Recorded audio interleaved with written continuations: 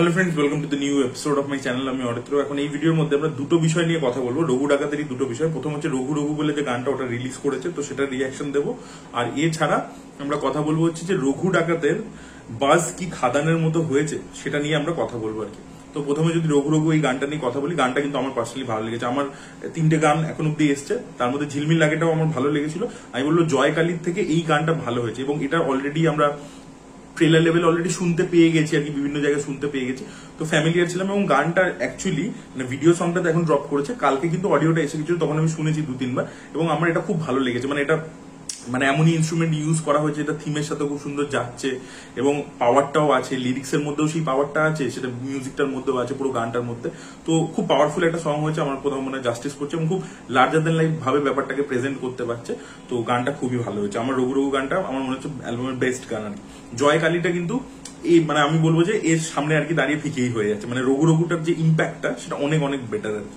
এবং অলরেডি আমার মনে হয় যে গ্রাউন্ড লেভেলে যে ইভেন্টস গুলো হয়েছে, আমি তো সামনে থেকে কোনোটাই দেখিনি, বাট সেখানে মনে অলরেডি গানটা বাজানো হয়ে গেছিল অলরেডি। আমার মনে হয় যারা দেখেছেন তারা অবশ্যই কমেন্টে লিখে জানান। আমি তো এই ট্রেলার লঞ্চের ইভেন্টটা দেখেছি, সেখানে এই গানটা বাজছিল ইত্যাদি, বাট পুরো গানটাকে একেবারে যে চালানো আমার মনে পড়ছে না। মানে আমি যখন থেকে গিয়ে পৌঁছেছি তখন থেকে আমি জয় কালীটার উপরে পারফরমেন্স দেখেছিলাম, বাট এটা ডেফিনেটলি বাজছিল, ব্যাকগ্রাউন্ডে বাজছিল, বাট পুরো গানটা আমি মানে চলতে শুনিনি অ্যাটলিস্ট। যাই হোক, তো গানটা খুবই ভালো ছিল। আর যদি ভিজুয়ালস এর কথা বলি, দেখুন এখানে আর কি অ্যাপ্রোচটা একটু ওই লিরিক্যাল যে ভিডিওগুলো হয় সেরকম রাখা হয়েছে। এখানে ভিজুয়ালস দেখানো হয়নি যে সিনেমার মধ্যে এক্স্যাক্টলি গানটা কখন আসবে। আমার মনে হয় একটা থিম সং এটা বারবারই প্লে হবে সিনেমার মধ্যে। তো এখানে বেসিক্যালি যে ইভেন্টটা হয়েছিল, ট্রেলার লঞ্চ ইভেন্টটা, যেটা দারুণ ছিল, সেই ইভেন্টটা তার ফুটেজ, তার সাথে বিটিএস কিছু ফুটেজ, এবং এই যে গ্রাউন্ড লেভেলে যে প্রমোশন ইত্যাদি হয়েছে, বিভিন্ন জায়গায় বেঙ্গল ট্যুর হয়েছে, তো সেগুলোর বিভিন্ন ফুটেজ, তো সেগুলোকে আর কি ক্লাব করে তৈরি করা হয়েছে। এবং লিরিক্স গুলো আর কি আমাদের লেখার মতো আর কি আসছে, লিরিক্যাল ভিডিওতে যেরকম হয়ে থাকে সাউথ ইন্ডিয়ান ছবির ক্ষেত্রে। তো সেইটা আর কি পুরো দেখতে পাচ্ছি, এবং সেটা ডেফিনেটলি ভালো লাগছে। বিটিএস জায়গাগুলো আর কি বেশি ইন্টারেস্টিং লাগছিল আমার যদি পার্সোনালি আমাকে জিজ্ঞাসা করে। তো ভিডিওটা আর কি ইচ্ছে করে মানে কোথায়, যদি ভিডিওটার মধ্যে ডেডিকেটেড কিছু থাকেও, সেটা আমাদেরকে মেকার্সরা এক্ষুনি দেখাতে চাইছে না, তারা চাইছে আমরা হলে এসে তারপরে দেখি। কিন্তু গানটা খুবই ভালো হয়েছে। 3টে গান এসছে, তার মধ্যে আমি বলবো বেস্ট গান এটা আমার কাছে। আর তারপরে 2 নম্বরে হচ্ছে ঝিলমিল লাগে, আর 3 নম্বরে আমি রাখবো জয় কালীকে। আপনাদের মানে আপনাদের কি প্রেফারেন্স সেটা অবশ্যই আপনারা অর্ডারটা লিখে জানাবেন, আপনাদের কোনটা বেস্ট লেগেছে। এই গানটার মধ্যে হেভি পাওয়ার আছে। তো রথিজিৎ এটা বানিয়েছেন, এবং তিনি কিন্তু খুব ভালো কাজ করেছেন। এবং আরো একটা নাকি গান আছে যেটা নীলায়নদা বানিয়েছে, সেই গানটা আমি জানি না এখনো কেন রিলিজ করলো না, সেটাও তো আগে মানে রিলিজের আগেই রিলিজ করে দেওয়া উচিত ছিল, কালকেই রিলিজ হচ্ছে। আরো একটা গান আছে আর কি, তো সেটা আমি তো এখনো কেন জানি না রিলিজ করলো না। আপনারা শুনেছেন কিনা অবশ্যই জানাবেন, যে কোনো ইভেন্টে আর কি আগে গাওয়া হয়েছে কিনা।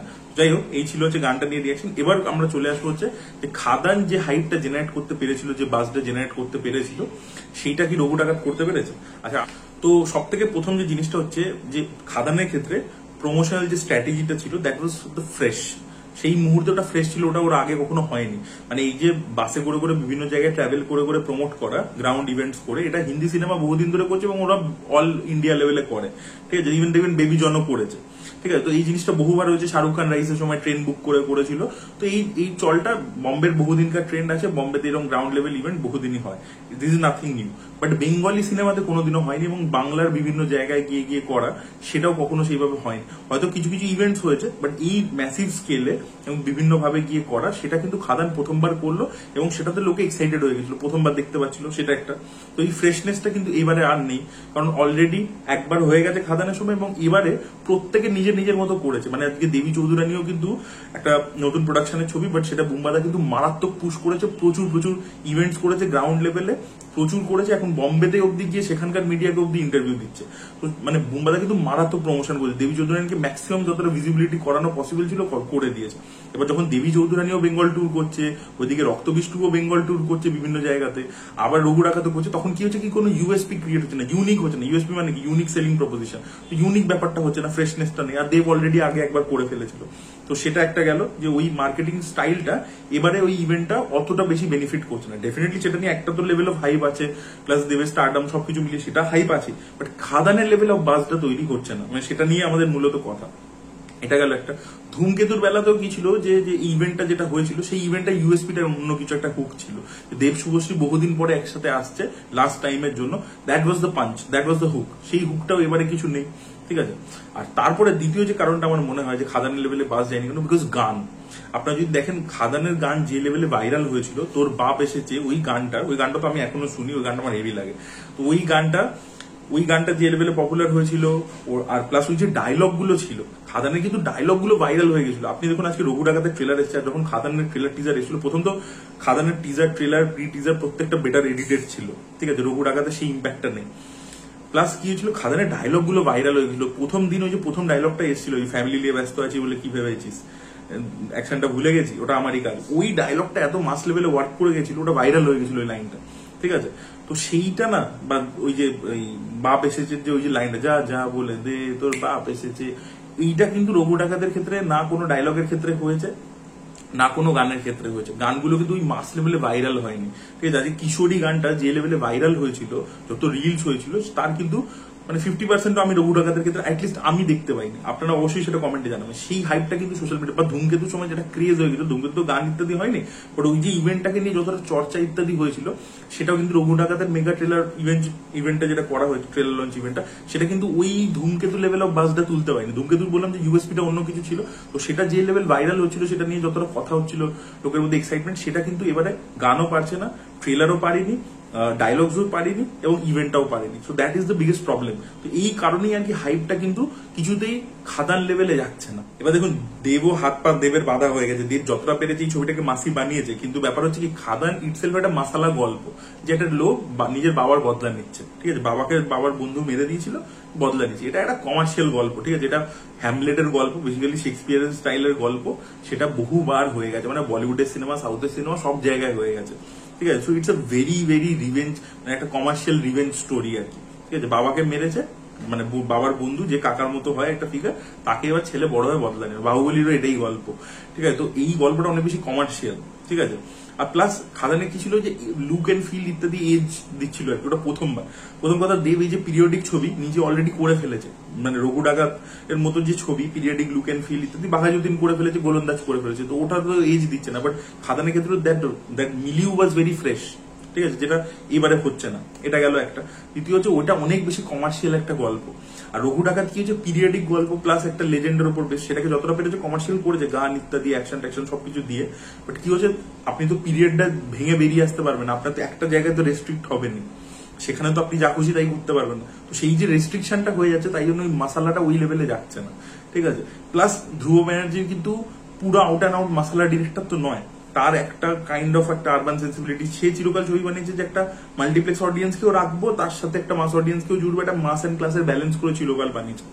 তাই জন্য তার যে ছবিগুলো আছে, সোনাদা ফ্র্যাঞ্চাইজ, সেগুলো দেখবেন মাল্টিপ্লেক্স হিউজ অডিয়েন্স আছে দেখে, আরবান অডিয়েন্স কিন্তু হিউজ ফ্যান ফলোইং আছে ওই 3টে ছবি। তো সেইটাই আর কি ব্যাপার। তো সেখানে কিন্তু ফুল আউট অ্যান্ড আউট মাসালা বাই সাবজেক্টই এটা যেতে পারবে না, যেটা খাদান করতে পেরেছে সেটা এখানে যেতে পারবে না। এই যে বিডি ফ্লিপিং এর যে ব্যাপারটা ছিল, ওটা কত কুল লাগছিল দেখতে। এবার সেখানে তুমি এখানে তো ওকে তুমি ওরকম স্টান্ট দিতে পারবে না, কারণ পিরিয়ডিক ক্যারেক্টার, হিস্টোরিক্যাল ক্যারেক্টার, তো তুমি ওই জিনিসপত্রগুলো করতে পারবে না, যেটা ওখানে শ্যাম মাহাতো করছিল। শ্যাম মাহাতো ক্যারেক্টারটা বিশাল পপুলার হয়ে গেছিল, ওই ক্যারেক্টারটা হেভি ছিল, ওই ক্যারেক্টারটাই আর কি বেস্ট খাদান সিনেমাতেও প্রবলেম আছে, ওই ক্যারেক্টারটা বেস্ট ছিল। তো সেইটা তো এবারে হচ্ছে না, যে ওটা ট্রেলার টিজার লেভেল থেকেই লোকে সাম্মাহাতো করছিল।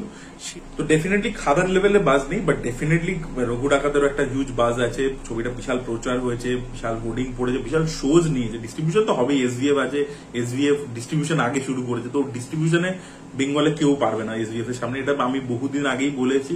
পুজো উইনার এই রঘু ডাকাতি, মানে এটা কোনো দ্বিমত নেই এটার মধ্যে। তো ওটা হবেই আর কি, পুজোর কদিন ফাটিয়ে ব্যবসা করবে, এবং প্রচুর শোজ পেয়েছে, আপনারা অলরেডি দেখেছেন, বিশাল মারাত্মক শোজ পেয়েছে, এবং সেগুলো রেসপন্সও ভালো দেখাবে। দেখুন, যে অ্যাডভান্স বুকিং নিয়ম দেখছেন সোশ্যাল মিডিয়াতে কিছু কথাবার্তা চলছে, I think because of the bad weather, কালকে একটা খুব বাজে পরিস্থিতি গেছে, বৃষ্টি হয়েছে, জল জমেছিল, ইভেন কিছু লোক মারা গেছে, আপনারা প্রত্যেকেই জানেন সেই বিষয়টা। খুব খারাপ হয়েছে, অনেক ক্ষতিগ্রস্ত হয়েছে জিনিসপত্র। তো তাই জন্য আর কি জিনিসটা একটু স্লো ডাউন আছে। আবার পুজোর আমেজটা যেই ফিরবে, এবং পুজোর ওপর দেখুন, পুজোর নিয়ে লোকে অনেকে বলতে পারে যে একটা এরকম কালকে একটা এরকম ঘটনা ঘটলো, তো তুমি একটা উৎসবের কথা বলছো। আমি খালি উৎসবের কথা বলছি না, আপনি কালকেও দেখবেন আমি একটা ভিডিওতে বলছিলাম যে পুজোর ওপর কিন্তু অনেক লোকে ইকোনমি ডিপেন্ড করে আছে, যে ভাই সারা বছর আমার ইনকামটাই পুজোর সময় হয়। এটা দোকানদার হতে পারে, অনেক লোক আছে, প্রচুর মানুষ আছে ইনভলভ আছে এটার সাথে। ওটা ইকোনমি আর কি ওটার উপর ডিপেন্ড করে। তো পুজোর সময় অ্যাকচুয়ালি মানুষ বাইরে বেরোলে, কেনাকাটা করলে, ঘুরলে ফিরলে প্রচুর মানুষের আর কি ইনকাম হবে, সেই কারণে বলার কথা আর কি। তো সেই জিনিসটা যখনই আমেজটা আবার ব্যাক অন ট্র্যাক আসবে, আমার মনে হয় 1-2 দিনের মধ্যেই চলে আসবে। তো তখন I think the film will perform very well. Already I think আমি বুক মাই শোতেও দেখছিলাম যে ট্রেন্ডিংয়েই আছে, টিকিট বুকস অলরেডি হচ্ছে, বিকজ এত বেশি শোজ আছে এবং সব বড় অডি নেওয়া হয়েছে, তো তাই জন্য it will take some time to reflect করবে। ওরকম কিছু নয় যে বাজে অ্যাডভান্স বুকিং হচ্ছে, খুবই ভালো হচ্ছে।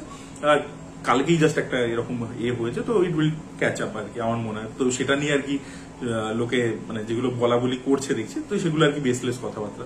বাট ডেফিনেটলি খাদান লেভেলের হাইপ নেই রঘু ডাকাতের, এটাও ফ্যাক্ট। ঠিক আছে, তো দেব ওইটাতে আর কি একটা বার অন্য লেভেলে সেট করে দিয়েছে।